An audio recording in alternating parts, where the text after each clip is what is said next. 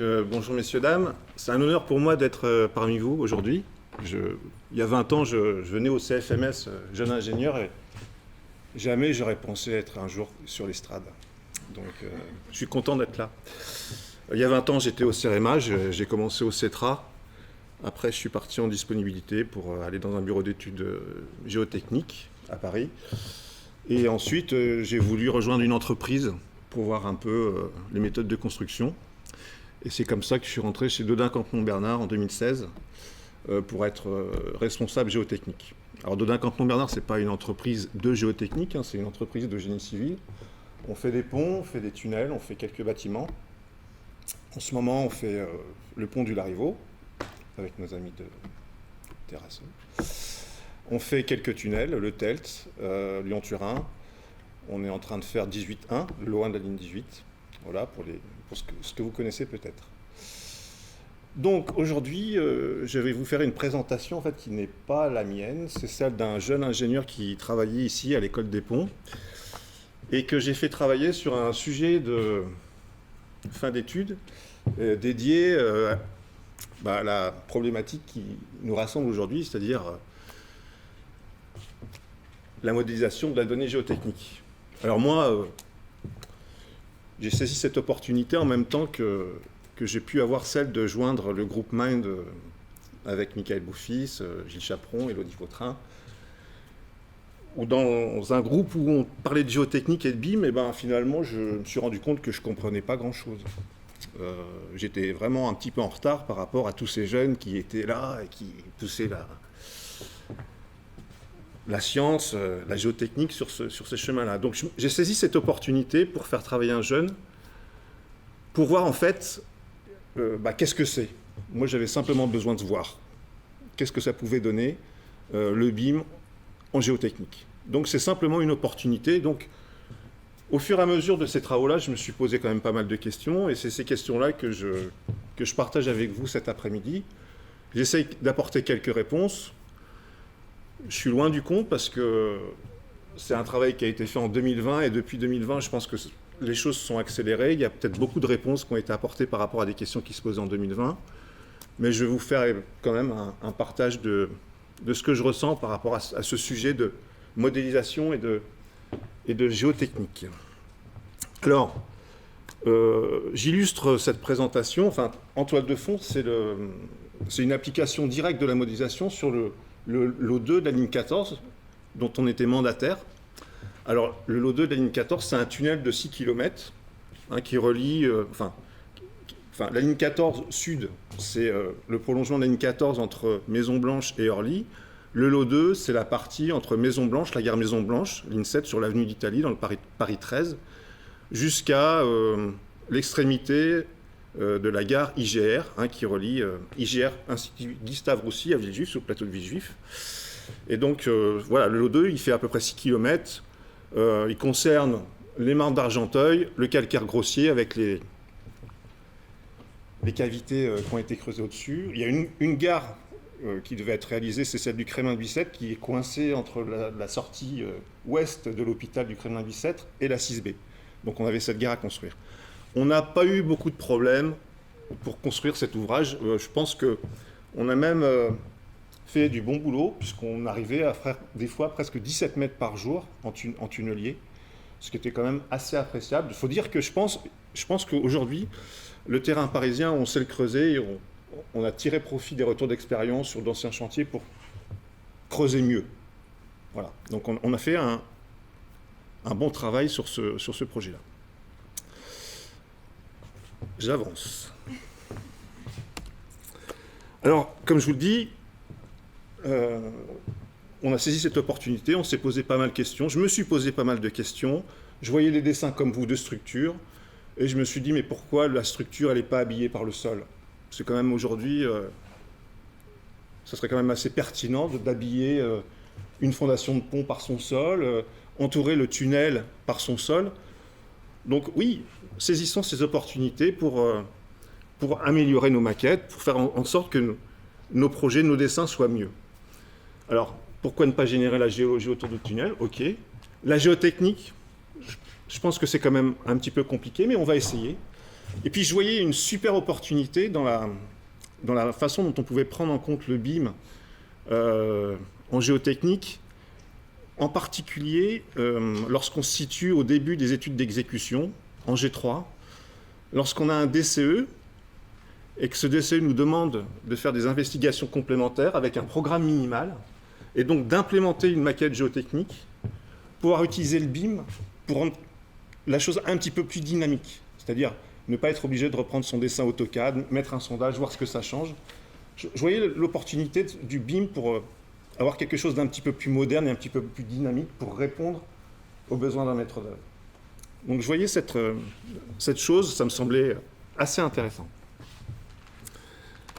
Alors, comme je vous l'ai dit, j'ai participé à Mind, et dans ce groupe de travail dans lequel j'étais, j'entendais parler du standard AGS. Donc j'ai voulu savoir ce qu'était AGS. Hein, le standard, donc peut-être que vous en avez entendu parler, j'imagine que oui. Et donc, j'ai voulu éprouver AGS. Comment on pouvait s'en servir?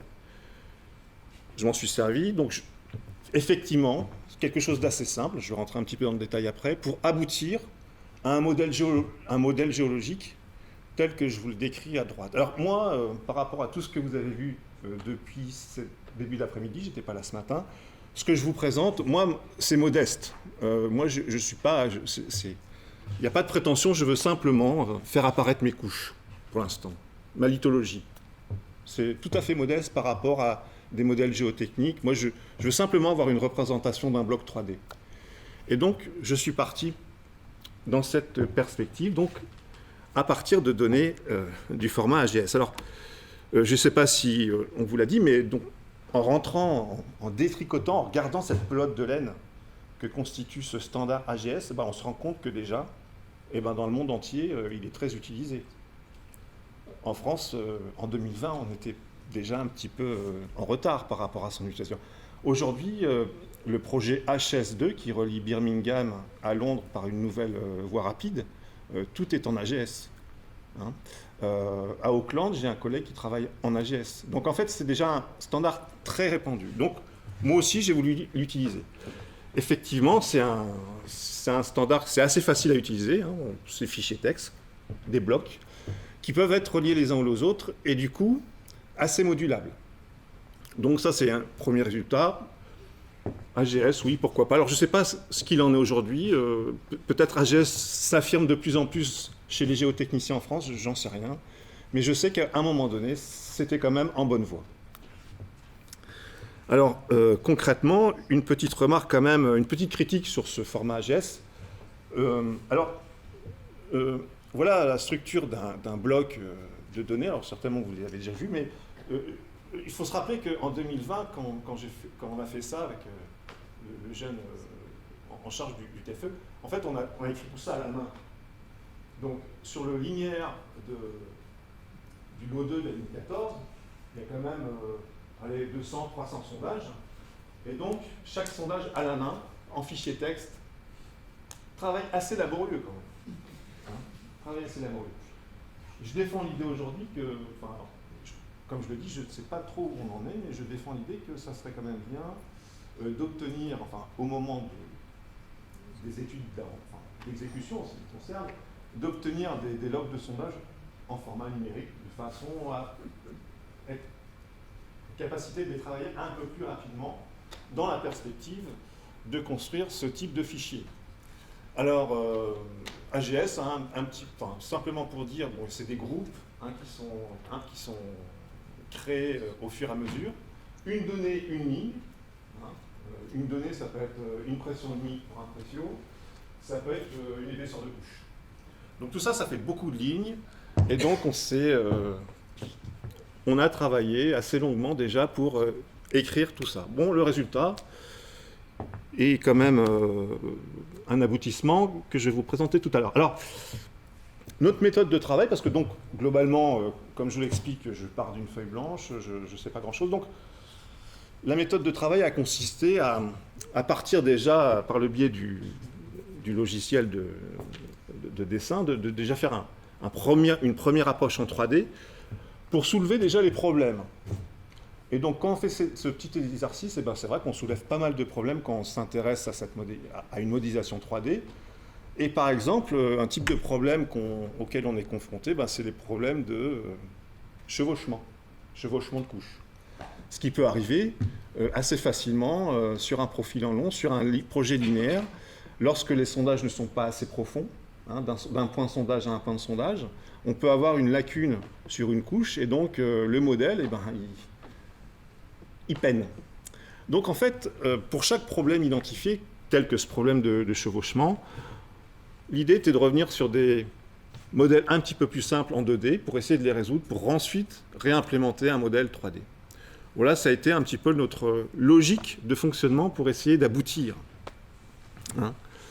Alors là, en l'occurrence, petite digression, mais intervient ou fleurit l'idée que pour résoudre par exemple le problème de chevauchement, j'espère ne pas provoquer un tollé quand je veux dire ce que je veux dire, c'est que l'idée du sondage virtuel fait son chemin. Puisque pour régler ce problème de chevauchement, concrètement, on a prolongé virtuellement, fictivement, enfin je ne sais pas comment vous interprétez, un sondage pour régler ce problème de couches qui manquent. Donc en fait, c'est l'interpolation humaine qui le fait. Hein. Mais globalement, ça revient à créer un sondage qui n'existe pas. Donc première notion qui nous fait tilt quand on s'intéresse au sujet du BIM en géotechnique, le sondage virtuel. Alors après, autre sujet qui se pose dans cette modélisation numérique, c'est le sujet auquel on est confronté, c'est comment on va interpoler les couches. Donc nous, notre sujet, par rapport à la densité de sondage dont on disposait, c'est qu'on a fait le choix de faire une interpolation avec une triangulation de type Delaunay. Delaunay pour effectivement construire des triangles avec des angles les plus gros possibles pour éviter des problèmes mathématiques dans la modélisation. Donc en fait, l'idée c'est aussi de se dire que derrière ces constructions de modèles, il y a quand même des réflexions mathématiques aussi à avoir, et de bien maîtriser aussi ce qu'on fait. Et là, on n'est plus trop dans le domaine de la géotechnique, je vous le concède. Alors, le résultat, il nous permet d'obtenir ces images-là. Voilà, je vous dis, c'est modeste. Construction de surface pour construire des volumes. Dans le volume, on a la capacité, et nous, ça nous intéresse directement, je vais vous expliquer pourquoi, de faire passer notre tunnel, de faire passer la trace du tunnel. Derrière ce sujet de modélisation 3D, nous, ce qui nous intéresse directement, l'entreprise que je représente, c'est de pouvoir piloter l'avancée du tunnelier. On a des outils pour guider le tunnelier, mais on a besoin d'avoir assez finement la nature du frontal. Donc ce qui est bien, et c'est un petit peu le cas d'usage de ce modèle-là, c'est de pouvoir, pour chaque section du tunnel, d'avoir une représentation fine du sol à chaque instant, sur chaque section, sur tout le long du linéaire, pour pouvoir piloter les tunneliers. Donc ça, c'est un cas d'usage qui est très intéressant pour nous. Alors, l'idée quand même, c'est de confronter, grâce à ces outils de dessin, un modèle géologique, je dirais à l'ancienne 2D, avec un modèle géotechnique tel qu'il nous est donné dans le DCE. Première observation, je dirais à peu près juste, tout à fait faux. Hein, puisque, ok, on a globalement une représentation de la géologie qui ressemble un petit peu à ce qu'on a au niveau du DCE, mais on est quand même loin du compte pour représenter la finesse du calcaire grossier, notamment les trois sous-faciès, l'inférieur, le moyen, l'intermédiaire. On est loin du compte pour représenter les cavités, les galeries, qui ont été exploitées au niveau du tracé vers Villejuif, en descendant vers le Crémin Bicêtre. Mais on a quand même une première vision. Je vous rappelle que moi, je voulais voir, j'ai vu. Je commence à voir ce qu'on peut faire. Donc après, premier résultat, on essaye d'aller un petit peu plus loin. Donc, on va plus loin. Donc, possibilité de faire des coupes un petit peu dans tous les sens, comme je vous l'ai expliqué. Et nous, comme je vous le dis, c'est très intéressant parce que faut se dire que l'entreprise, à un moment donné, elle répond à une offre. Et dans l'offre, s'agissant d'un tunnelier, il nous est souvent demandé d'apporter une analyse critique sur les cahiers B, sur les cahiers A, de juger d'un programme de reconnaissance d'investigation complémentaire. Et pour faire ça, on va s'apercevoir que l'outil de la maquette numérique, elle peut être assez utile finalement. Voilà. Alors, pourquoi ça peut être utile? Déjà, premièrement, c'est le choix du tunnelier. En fonction du terrain qu'on rencontre, on a la possibilité, grâce à la construction du modèle, de pouvoir étayer notre choix sur le tunnelier le plus adapté à la géologie rencontrée. En l'occurrence, sur le 14.2, on va essentiellement rencontrer du calcaire grossier. Il a été fait le choix d'un tunnelier à pression de terre, bien adapté au contexte de ce projet-là.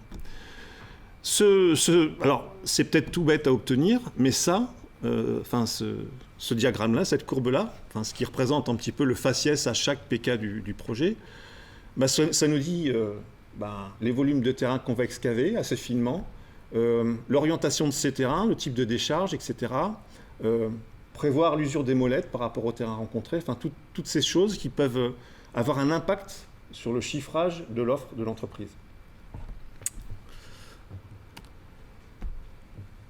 Comme je vous le dis, on peut avoir donc front par front la représentation de notre géologie. Donc, comme je vous le dis, c'est important par rapport au chiffrage global de l'entreprise lorsqu'on est en offre. Et puis après, donc, on a voulu réfléchir, aller un petit peu plus loin, donc, sur l'idée de vouloir représenter quelques paramètres géotechniques, toujours avec modestie. Donc on a fait un premier exercice, on a essayé de se réfléchir à la distribution de la pression interstitielle qu'on allait rencontrer au front. Pourquoi? Parce que cette pression interstitielle, elle va piloter la pression de confinement qu'on confère au niveau de la chambre de pilotage. Alors, quand on s'intéresse à ça, donc là vous avez une représentation un petit peu grossière de la pression interstitielle qu'on arrive à représenter par couche. Là, ça va être pareil, en réfléchissant à ce problème, on se dit comment on va représenter la nappe en charge, une nappe libre. Tout ça évoque en nous des questions et des réponses qui ne sont pas forcément faciles. Pareil, on avait voulu représenter cette pression d'eau au niveau du front de taille pour arriver à ce type de résultat. C'est modeste, mais c'est un peu utile au pilote d'un tunnelier lorsqu'il veut affiner la pression qu'il veut mettre au niveau de son front de taille pour le confinement du front. Alors, moi, il y a un point qui m'a semblé assez pertinent à l'épreuve de cet exercice. C'est cette notion de fiabilité d'un modèle géotechnique ou d'une maquette géotechnique. Je me suis rendu compte que à l'exercice de la suppression d'un sondage dans notre modèle, on impactait on impactait de façon plus ou moins forte la fiabilité du modèle dans sa globalité. Et je pense que c'est un cas d'usage qui peut être utile et que vous pouvez partager avec moi, c'est de se dire, ce sondage-là, il est positionné là, mais si je le positionne ailleurs, en plan, qu'est-ce que ça impacte sur la fiabilité de mon modèle? Ça veut dire qu'il faut déjà avoir une première confiance dans son modèle, et puis ensuite actionner plusieurs leviers pour pouvoir se dire, ce sondage-là, il est plus ou moins mal placé, j'en mettrai un là et j'améliorerai la fiabilité de mon modèle.